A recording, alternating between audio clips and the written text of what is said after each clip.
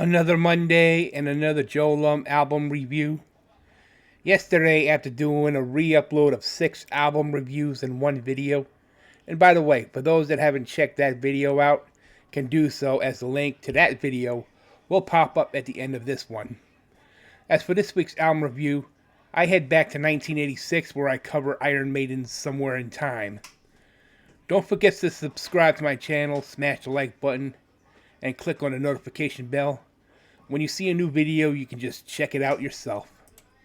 Somewhere in Time is Iron Maiden's 6th studio album, produced by Martin Birch, which is the 5th Iron Maiden album to be produced by the legendary producer. This album is well known for its themes of time and space throughout the album's entirety.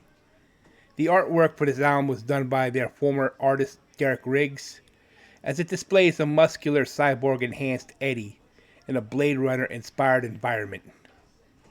After the successful World Slavery Tour, the band was burned out for being on the road for nearly a year in support of their previous record, Power Slave.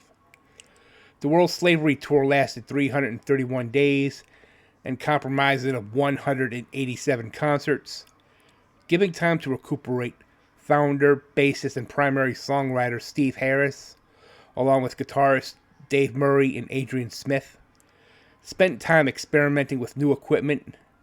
As a result, the change in sound for Iron Maiden, as it was the first to feature guitar synthesizers. Adrian Smith stepped up as he wrote 2 of the album's singles, Wasted Years and Stranger in a Strange Land, the former of which is the only song on the album not to use synthesizers. Somewhere in Time took 5 months to create, from January to June of 1986, as the album was one of the most expensive to make, with the bass and drums recorded in the Bahamas, and the vocals and guitars were recorded in the Netherlands. I'm going to use the original for the track listing and not the 1995 reissue bonus disc. Caught Somewhere in Time, written by Steve Harris, clocks in at 7:22. Wasted Years, written by Adrian Smith, clocks in at 5:06. Sea of Madness, written by Adrian Smith, clocks in at 5:42. Heaven Can Wait, written by Steve Harris, clocks in at 7:24. The Loneliness of the Long Distance Runner, written by Steve Harris, clocks in at 6:31. Stranger in a Strange Land, written by Adrian Smith, clocks in at 5:43. Deja Vu, written by Dave Murray and Steve Harris, clocks in at 4:55. And Alexander the Great, written by Steve Harris, clocks in at 8:35.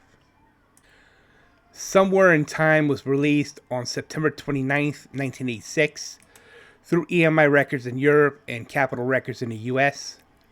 The album, as of this recording, had gone platinum in the States. It reached number 11 on the Billboard 200, while it reached number 3 on the UK album charts. Somewhere on Tour was the album's supporting tour, and in 2023 it was made the focus of the Future Past World Tour in support of 2021 Senjutsu.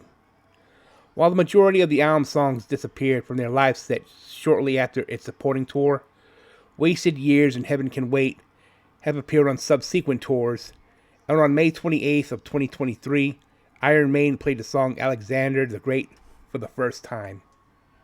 The overall rating of this album is an 8 out of 10.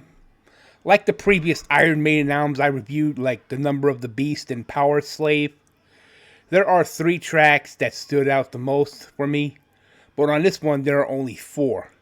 And that includes the singles Wasted Years, Stranger in a Strange Land, the opening track Caught Somewhere in Time, and Heaven Can Wait.